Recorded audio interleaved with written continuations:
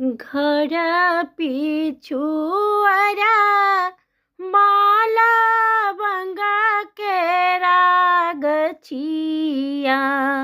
लौंगा फूलाए आधी रात है।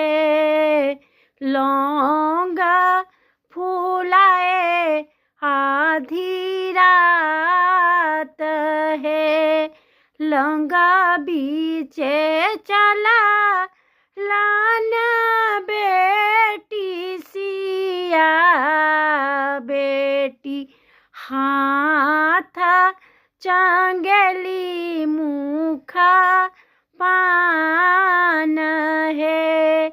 लौंगा बीचे चला लाना बेटी सिया बेटी हाथ चंगेली मुखा पान है।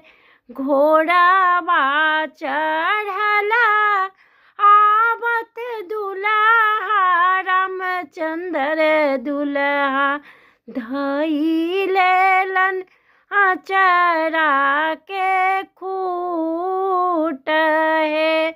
घोड़ावा चढ़ला आयलन दुल्हा सुंदर दुल्हा धई लेलन आचरा के खूट है।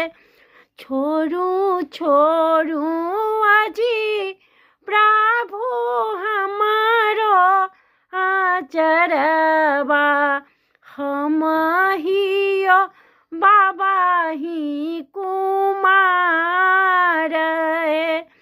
हम हियो पापा ही कुमार है।